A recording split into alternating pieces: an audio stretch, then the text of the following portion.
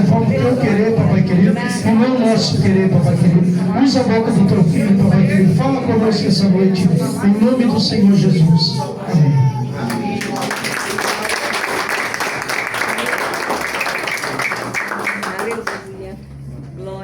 Queridos de Deus, a paz do Senhor. Amém. Você que pode, trouxe, abra sua Bíblia comigo. Vamos ler lá no livro de Atos, Atos dos Apóstolos, ou Atos do Espírito Santo, capítulo de número 20. Atos, capítulo de número 20. Nós vamos ler a partir do versículo de número 7. Atos, capítulo de número 20, a partir do versículo de número 7. Para mim é motivo de honra, motivo de alegria estar nessa casa para adorar a Deus juntamente com os irmãos. E dessa vez poder servir essa igreja com a responsabilidade de ministrar a palavra de Deus. Para mim é uma grande honra. Sou grato a Deus pela vida dos pastores dessa igreja, do pastor e da pastora. Que Deus abençoe a vida de vocês. Pastor Jean, irmã Andressa, que Deus abençoe a vida de vocês grandemente. Atos, capítulo de número 20, versículo de número 7. No primeiro dia da semana, nos reunimos com a finalidade de partir o pão. E Paulo pregou ao povo, planejando seguir viagem no dia seguinte. Continuou falando até a meia-noite. Havia muitas tochas iluminando a grande sala. No piso superior, onde estávamos reunidos, certo jovem chamado Eutico, que estava sentado numa das janelas, adormeceu profundamente durante o longo sermão de Paulo. Vencido pelo sono, caiu do terceiro andar. Quando tentaram erguê-lo, já estava morto. Assentai-vos, por gentileza. Aleluia. Meus irmãos, hoje eu não me faço acompanhado da minha esposa, porque ela está atendendo outra agenda agora. Ela está lá em Colombo, também ministrando a palavra de Deus. Mas eu creio que hoje Deus tem uma palavra para o teu coração. Queridos, quando nós lemos acerca do livro de Atos do Espírito Santo, nós precisamos ter em mente que esse livro carrega algumas particularidades, algumas singularidades que eu particularmente amo demais. Foi o primeiro livro que eu me dediquei na minha adolescência a estudar. Esse livro, de fato, faz o leitor se apaixonar. É a primeira vez que a gente vai ver o ato que nós chamamos de dispensação da graça, quando o Espírito vem sobre a terra. O cumprimento da profecia de Joel, no capítulo de número 2, no versículo de número 28. Quando Joel está profetizando em um tempo de crise, ele olha para o povo dizendo: e nos últimos dias, diz o Senhor, derramarei o meu Espírito sobre toda a carne. Vossos filhos e vossas filhas profetizarão, vossos jovens terão visões e os vossos velhos sonharão.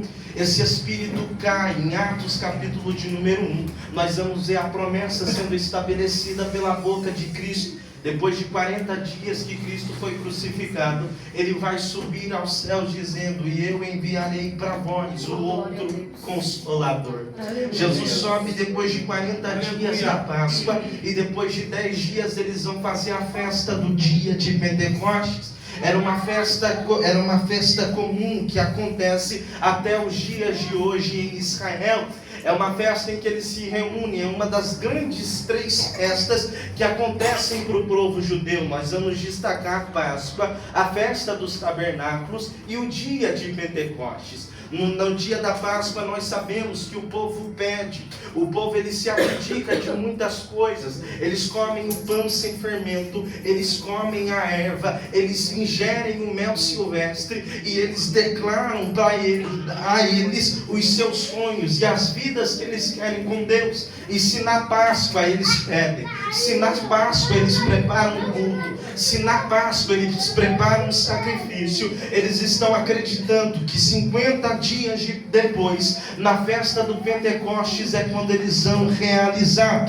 Porque culto, irmão, é entrega, mas é uma entrega sabendo que esse altar não deve nada para ninguém. Por isso que tudo que você entrega aqui, ainda que demore, ainda que o tempo passe, é só um Deus que é fiel para realizar a sua vida. Eu vim aqui dizer para alguém que passou por alguns anos de sacrifício, de luta, porque, irmão, o evangelho não é só sobre andar feliz, pulando, saltando em alegria. Evangelho também é sobre sacrificar, também é sobre derramar lágrima. Só que toda lágrima que você derrama aqui é uma semente que rega uma plantação de vitória que Deus tem para a sua vida.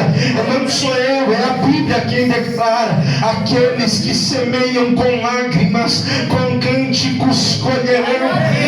Jesus advertiu no Evangelho de Jesus Cristo, segundo escreveu João, que haveria um tempo em que a igreja iria chorar, e esse tempo de fato nós já testemunhamos. Eu estou pregando para pessoas aqui que um dia passaram noites em claro derramando lágrimas. Eu estou pregando para as pessoas aqui que às vezes viveram provas muito maiores do que eu já passei, e ainda tem, irmão. Sabe por quê? Porque quem passa pelo que ninguém passa, chega onde ninguém chega. Eu vim aqui com uma palavra de promessa para dizer para alguém: se prepara, porque esse Deus que viu as tuas lágrimas está queimando na minha boca, dizendo: Lucas, fala para a minha igreja que tenho eu escrevido um novo tempo e uma nova história, e eu sou o Deus que garante. Tem tempo de choro, mas também tem tempo para você cantar. Eu estou sentindo uma graça de Deus.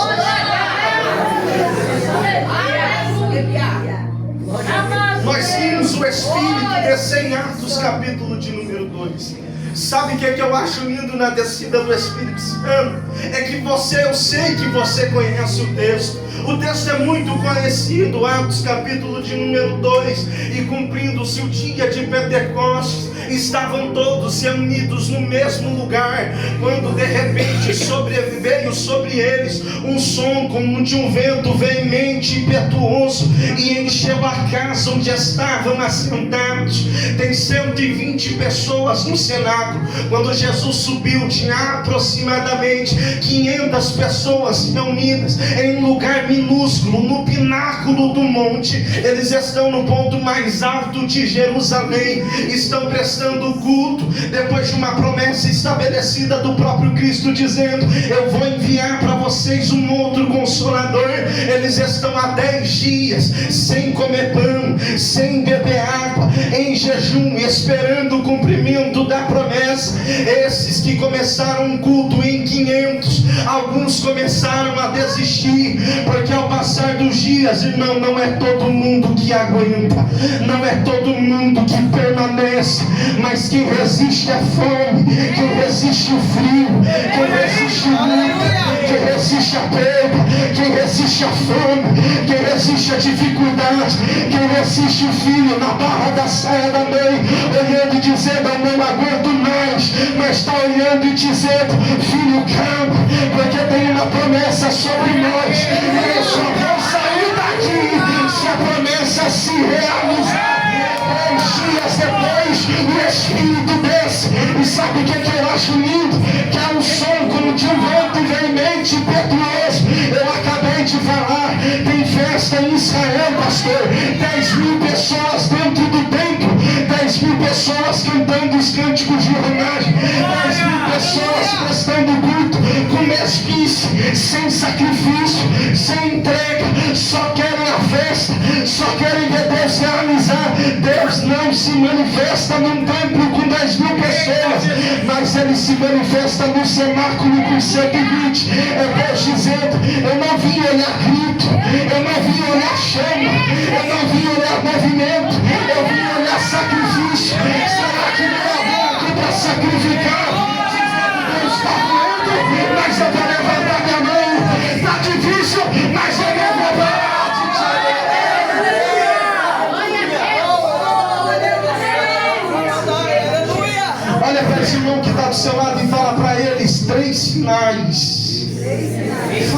fé 3 sinais de alguém que é cheio do Espírito. Sabe quais são os 3 sinais? Aconteceu um alvoroço dentro do templo, porque no cenáculo tem um povo que começou a gritar. Esse povo grita porque ouviu um som como de um vento veemente e impetuoso. Explica para mim como é que 120 pessoas conseguem ouvir um som que 10.000 pessoas não conseguem ouvir. Sabe qual que é a primeira coisa que a Bíblia está revelando para nós de alguém cheio do Espírito? A realidade de uma pessoa que é cheia do Espírito Santo, irmão, é que essa pessoa consegue ouvir aquilo que o vazio não ouve. Esse é alguém cheio do Espírito Santo. É quando uma pessoa está na dor, no sofrimento, e você olha para ela e diz: eu não sei como é que ele aguenta, eu não sei como é que ela aguenta. Sabe por que você não sabe? É porque quando você não consegue ouvir, essa pessoa consegue ouvir uma voz que desce do céu, segurando na palma da sua mão e dizendo: eu estou contigo, filho, não para. Eu estou contigo, filho, não desiste. Eu estou contigo, filho, segurando a palma da tua mão. Porque pregador, porque quem é cheio do Espírito ouve aquilo que o vazio não consegue escutar. Eu provo na Bíblia, irmão. Samuel está dentro do templo, morando com o sacerdote ali. Uma voz desce do céu chamando pelo seu nome. Ele vai na porta de ele dizer: eu estou escutando uma voz, sacerdote. O sacerdote está olhando para ele dizendo: eu não estou ouvindo nada. Sabe por que ele ouve? O sacerdote não, porque quem é cheio do Espírito ouve aquilo que o vazio não consegue ouvir. Se prepare, irmão, porque Deus já colocou no teu ouvido estratégias para você vencer. Segundo sinal, ele continua o texto: e foram vistas sobre eles línguas repartidas como que de fogo. A gente fala sobre o fogo na mensagem, mas agora, irmão, consegue explicar para mim o que é uma língua repartida como que de fogo? Porque nós não vemos linguagem. Se eu perguntar para você qual é a aparência da língua portuguesa, qual é a aparência da língua inglesa, qual é a aparência de uma linguagem, não tem como. Não tem como imaginar a aparência de uma língua. Meu Deus. Agora explica para mim como é que está um povo reunido, vendo uma língua repartida como que de fogo. Irmão, o Espírito Santo não se explica. Porque se o cheio do Espírito ouve o que o vazio não ouve, alguém que é cheio do Espírito também consegue enxergar aquilo que o vazio não enxerga. É por isso que nós não sabemos a aparência de uma língua. Mas de uma coisa eu sei: quando alguém é cheio do Espírito Santo, essa pessoa consegue ver aquilo que o vazio não vê. Porque a realidade de quando Deus te escolheu, talvez alguém olhou para você e disse: eu não escolheria, porque eu não vejo valor nele, eu não vejo valor nela. Alguém olhou para você e disse: eu não vejo sentido, porque hoje você está bonito aqui, hoje você canta aqui, hoje você levanta a mão aqui, mas eu sei que tem pessoas que carregam um passado de dor, de vergonha, e alguém olhou dizendo: eu não vejo, porque Deus investiu em você. Mas a realidade de Deus é que Ele enxergou em você aquilo que o vazio nunca vai enxergar.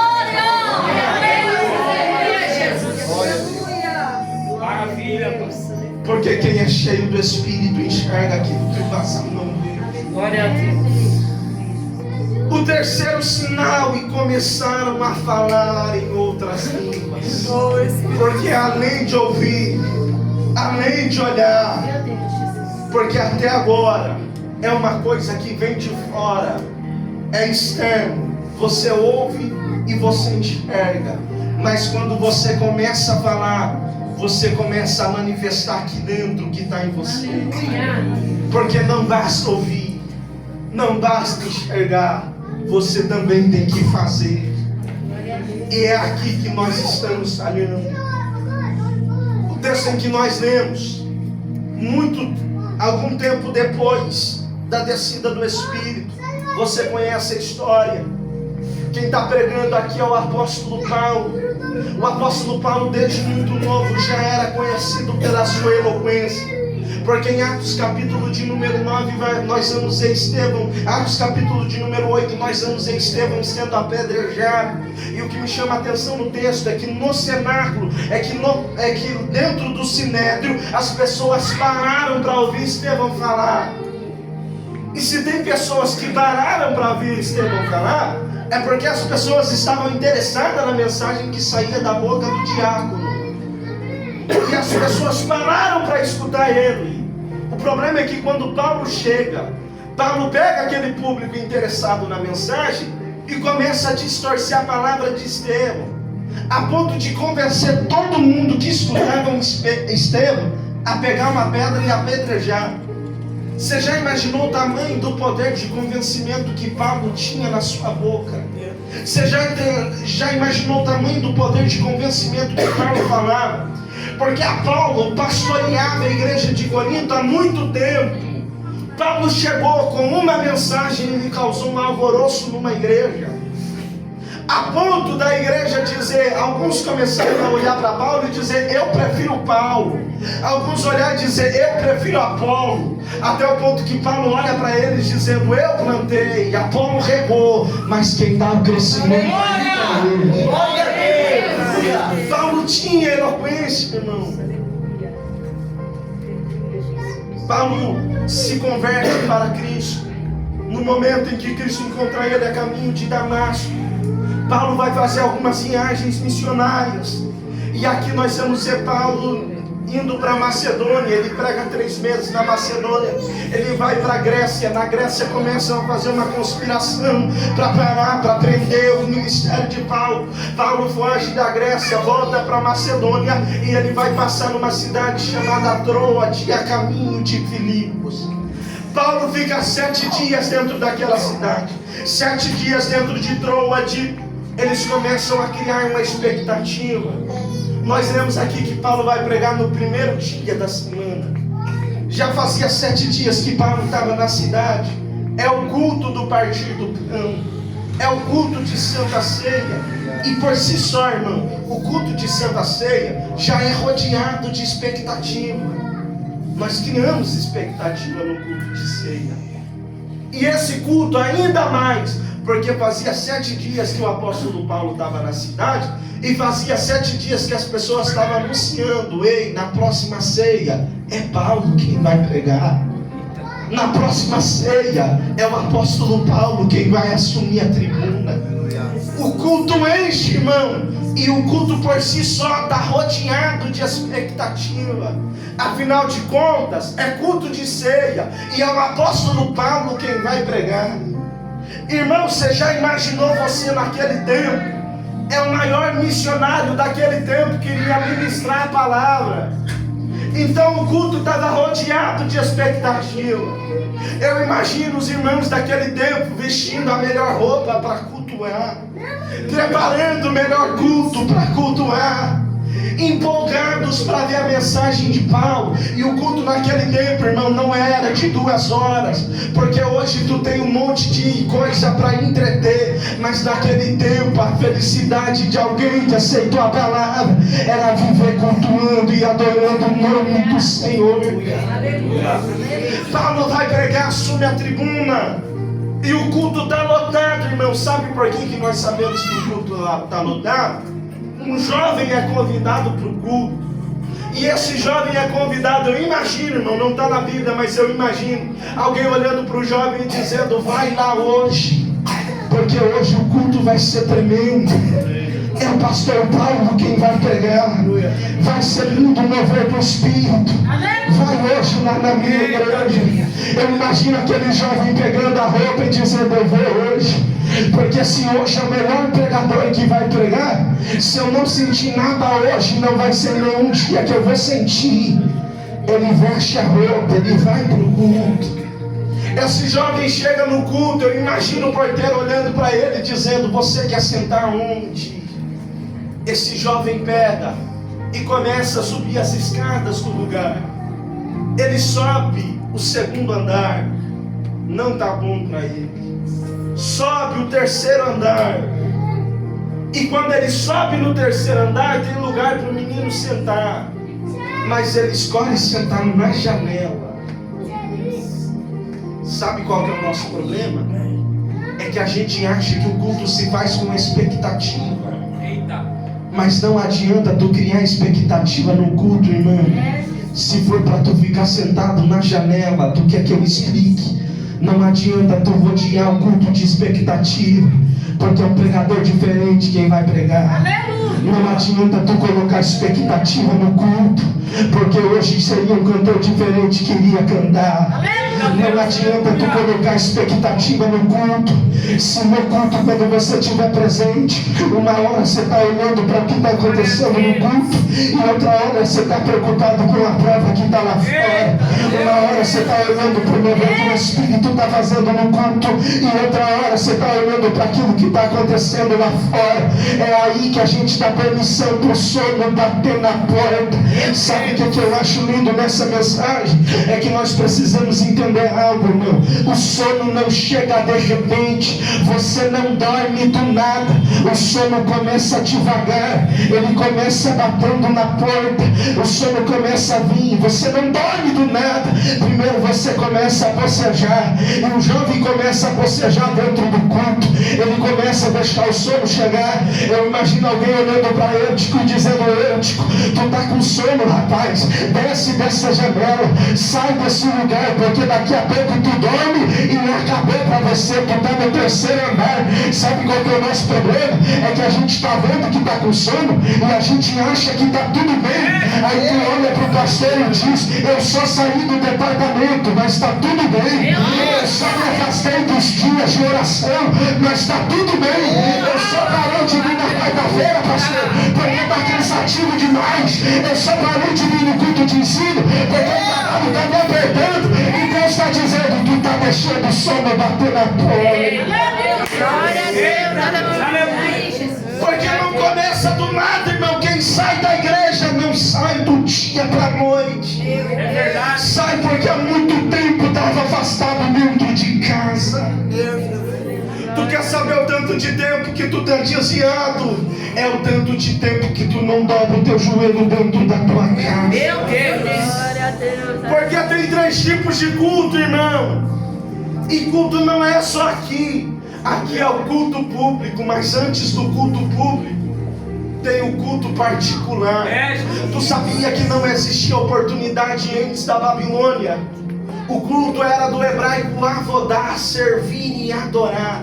Ninguém pregava, só iam para o culto para adorar a Deus, para levantar a mão, para servir quem precisava. Depois da Babilônia que começou o costume das pessoas terem a oportunidade para expor a palavra de Deus. E eu não tenho problema com isso, irmão, porque foi assim que nós aprendemos a estudar. Foi assim que nós aprendemos a Bíblia Sagrada. Se não fosse pela exposição dos nossos ministros, haveria uma geração que não conheceria a palavra de Deus. Eu não sou contra, mas nós esquecemos que o culto é lugar de servir. Nós achamos que o culto é para a gente sentir. E às vezes a gente sai do culto, entra no carro e fala: hoje o culto foi bom, hoje o culto foi mais ou menos, hoje o culto não foi lá essas coisas. Irmão, o culto não é para você. O culto nunca foi para você sentir. O culto nunca foi para você pular. O culto nunca foi sobre você. Nunca foi sobre aquilo que impacta na sua vida. O culto sempre foi para você levantar a mão para Ele, para você servir a Ele. Tu quer que o culto seja para você sentir, não? Faz o seguinte: caminha numa via dolorosa com um madeiro maior e mais pesado do que você. Aí depois você é cravado no bogo, morre no primeiro dia, ressuscita no terceiro dia.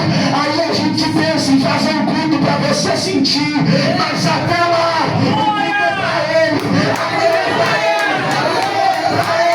Então se meter para Ele, irmão, pega a tua bola e vai embora.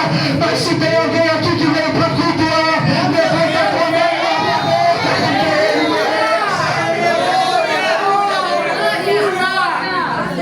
O culto é para Ele, irmão.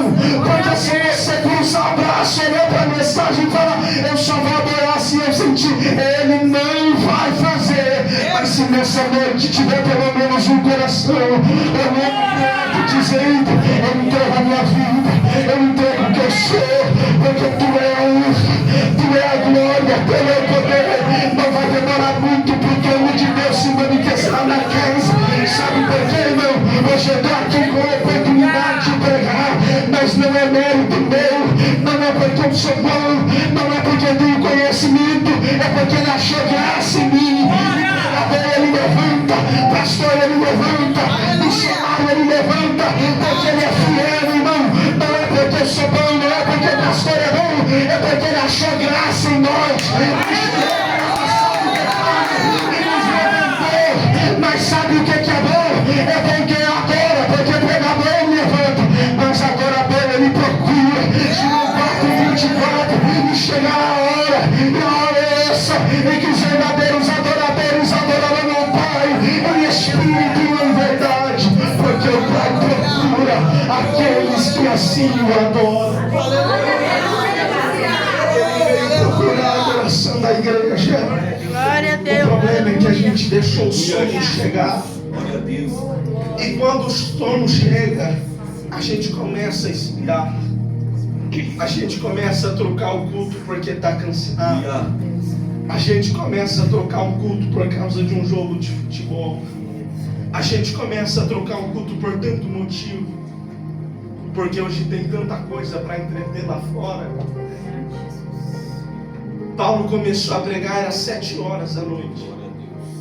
A Bíblia diz: e estendendo o sermão de Paulo, o jovem sentiu sono. Já era meia-noite, são 5 horas de mensagem. Eu imagino Paulo, pastor, olhando para a igreja dizendo: terminei a introdução. Paulo estava pregando e o menino deixou o sono chegar. Tu percebe que não é sobre quem prega. Tu percebe que não é sobre quem lidera. Tu percebe que quem cai da janela é por causa de algo particular. Sabe o que eu acho lindo no texto? É que o texto diz em algumas das Bíblias de vocês, está escrito: havia muitas luzes no local. Na minha Bíblia está escrito: havia muitas tochas iluminando a grande sala. Eu gosto dessa versão, pastor. Sabe por quê? Porque às vezes a gente lê desapercebido e a gente acha que as luzes do templo eram igual às nossas. Mas naquele tempo não tinha energia elétrica. Para acender um local de noite tinha que ter tocha. E sabe qual que é a grande diferença de uma luz como essa para uma tocha? É que diferente dessas luzes de LED, a tocha ela libera fumaça. Então, para ter um ambiente aceso, o ambiente está cheio de fumaça.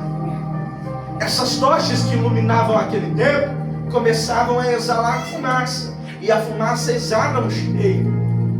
E alguns comentaristas vão olhar para o texto e vão dizer que Eutico adormeceu por causa da fumaça que invadiu o templo. Porque uma coisa é você ficar 2 horas sentindo o cheiro da fumaça, outra coisa é ficar 5 horas e o pregador não para de pregar, irmão. Alguém vai olhar e dizer: é por causa da fumaça que Eutico caiu. Mas sabe o que toca o meu coração, irmão? É que o culto não estava vazio. Explica para mim como é que a fumaça só faz mal para ele. Eita. Explica para mim, porque a gente só vê problema na fumaça pro nariz do Eutico. Sabe qual que é a realidade das pessoas que caem? É que elas sempre vão procurar uma desculpa do porquê caíram, do porquê pararam, do porquê desistiram. Aí às vezes a culpa é do pastor, às vezes a culpa é do líder, às vezes a culpa é do irmão que não cumprimentou. Mas irmão, às vezes a culpa é da palavra. Mas o que eu não entendo é que negócio do inferno é esse, que a palavra só não serviu para você, que o pastor só não serviu para você, que a liderança só não serviu para você. Abre mão, irmão, admite que tu deixou o sono chegar e agora espera o tempo de se levantar. Porque tem gente que é assim, irmão, cai, sempre tem uma desculpa do porquê caiu. Mas a realidade é que não é a fumaça, não é quem prega, não é quem canta. É porque você deixou o sono chegar. Aleluia. O sono que nós estamos falando aqui é o mesmo sono de Efésios, capítulo de número 5. Quando Paulo olha para a igreja de Efésios dizendo: desperta-te e levanta-te dentre os mortos. Alguns tipos de sono na Bíblia. E outro dia eu discorro para vocês. Mas nós precisamos entender algo aqui. O sono que esse jovem tem é um sono de morte. Porque a Bíblia diz que alguns tentaram levantar, mas tentaram levantar, ele já estava morto. E aqui é um problema muito grande. Porque nós vamos ver um tipo de sono em Mateus, quando Jesus está pregando, e Jesus usava parábolas para pregar. Você lembra da parábola das 10 virgens? As 10 tem jeito de dama, as 10 têm a mesma aparência, as 10 têm as mesmas roupas, as 10 parecem ser tudo a mesma coisa, mas o que difere elas não é a roupa que elas vestem, não é a postura que elas têm, porque às vezes a gente acha que ser crente é ter postura, também, irmão, mas ser crente não é só ter postura de crente. Ser crente é carregar algo no secreto, porque o culto não é só público. Nós aprendemos o culto público, mas nós aprendemos que o primeiro culto que a humanidade fez foi no secreto, dentro de um jardim. Sabe qual que é o culto que Jesus ensina? Mateus capítulo 6 e versículo de número 6. Quando for orar, entra dentro do teu quarto, fecha a porta em secreto, diga: Pai nosso. O culto começa no secreto, irmão. E se tu não tiver culto no secreto, tu vai viver uma vida inteira de sono dentro do templo. Glória a Deus, aleluia. Se não tiver culto no secreto, tu vai viver uma vida inteira sentado na janela dentro do templo. E por que você está falando isso, pregador? É para que nós possamos entender nessa noite que nós precisamos de despertar do Espírito. Porque se não fosse esse Espírito, nós não estaríamos aqui. Chega de servir de qualquer forma. Chega de achar que sentar em qualquer lugar está bom. Está na hora de nós servirmos por inteiro. Tem como servir a Deus pela metade, pregador? Tem. A Bíblia diz em 2 Crônicas, capítulo de número 25: e servir a Deus Amazias, mas não com inteireza de coração. Amazias morreu sem conhecer a Deus. Tu podes conhecer pela metade, se arrepiar aqui dentro, se alegrar aqui dentro, mas voltar para casa e voltar para o mesmo inferno que você vive. Eu vou falar rasgado, meu, para você entender que a servir a Deus por inteiro, tu precisa despertar. Sabe o que eu acho lindo nessa mensagem? É que o menino caiu da janela. Alguém vai olhar e dizer: eu sabia que ia cair. Estava bocejando na janela, eu estava esperando o tempo, eu sabia que ia cair. É um dos maiores problemas que a gente tem, é olhar para um caído e dizer: eu sabia que já ia cair. É olhar para quem está cantando e dizer: está cantando agora, mas daqui a pouco cai. Está pregando agora, mas daqui a pouco cai. Irmão, o evangelho não é para apostar quem cai e quem fica de pé. O evangelho é sobre estender a mão para quem está caído. Sabe por que Paulo está pregando? Aí quando Paulo vê o menino caído, Paulo ele para a mensagem e começa a falar: eu só vou continuar a mensagem se aquele menino se levantar. Agora olha para minha cara, quando é que tu para as coisas que tu está fazendo para estender a mão para o irmão que precisa da tua ajuda? Porque igreja não é pular, igreja não é roubar, igreja é ajudar quem caiu, é estender a mão para quem precisa. Porque se tu olha para quem está caído e não estende a mão, você é pior do que ele. Paulo para a mensagem e vai estender a mão para o menino. Meu Deus, Pai. Fica de pé dando glória. Deus, É culto da família, irmão. E eu não sei qual é a prova que tu passa. Às vezes tem alguém aqui dentro que está chorando por um filho. Às vezes tem alguém aqui dentro que ora pela salvação de alguém. E Foi Deus dizendo: essa é a noite que eu preparei um novo cântico para a tua história. Essa é a noite que eu preparei um novo hino para a tua história. Mas eu preciso de um tempo de despertamento da minha noiva. Irmão, se despertar, entender que o culto não é sobre nós, o culto é uma entrega. Olha para esse irmão que está do seu lado e fala para ele: culto é entrega. Fala para ele: culto é entrega. Sabe por quê, irmão? Nós esquecemos às vezes que o culto não é sobre nós. A mensagem não é para te massagear, irmão. A mensagem é para te confrontar. A mensagem é para você entender que você precisa caminhar mais perto de Deus. Mas nunca eu oro todo dia, ora mais. Mas pastor Lucas, eu jejuo todo dia. Jejua mais, irmão, porque o preço que ele pagou por você, você não aguentaria. Feche seus olhos. Eu vou pedir para o sonoplasta, por favor, querido, coloca para a gente o encontro do noivo cantado. Eu te convido para um momento agora. Você vai fechar os seus olhos e você não vai pedir por você agora, porque pedir por você é lugar de culto no secreto, é culto no particular.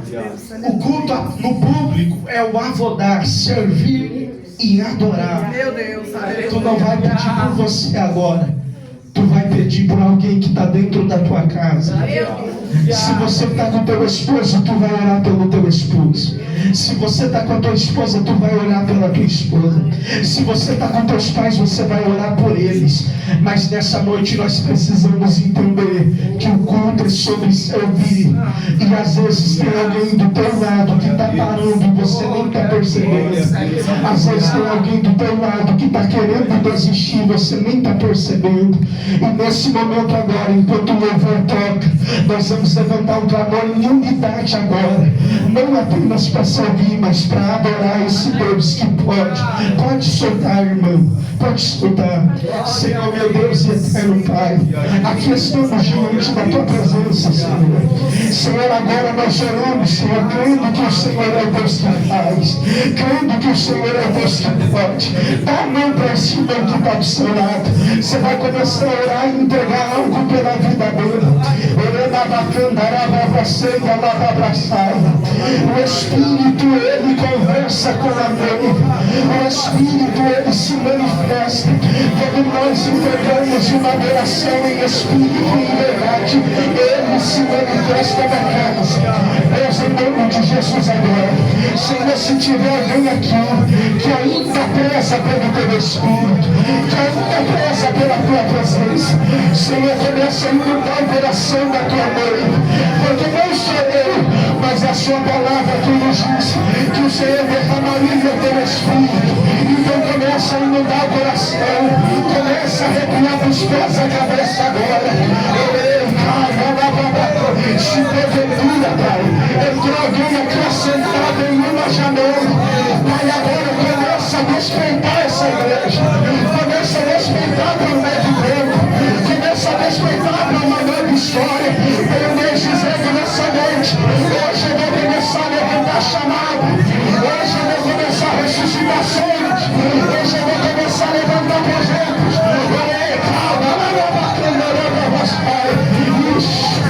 Isso, eu já estou vendo uma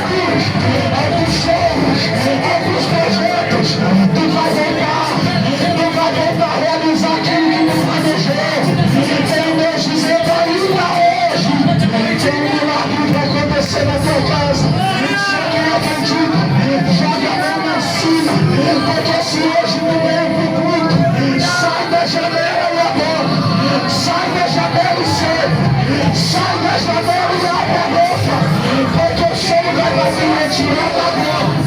Vai bater retirada agora.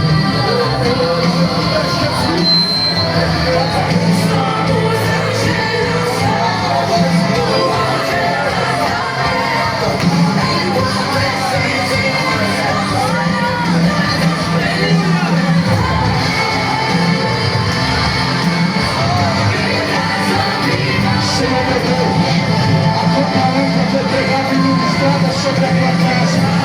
Senhor, em nome de Jesus agora. Senhor, eu oro por aqueles, Senhor, que há muito tempo não clamavam e oraram. Senhor, em nome de Jesus, começa a tocar no filho da alma agora, Senhor. Começa a destravar. Vai lá,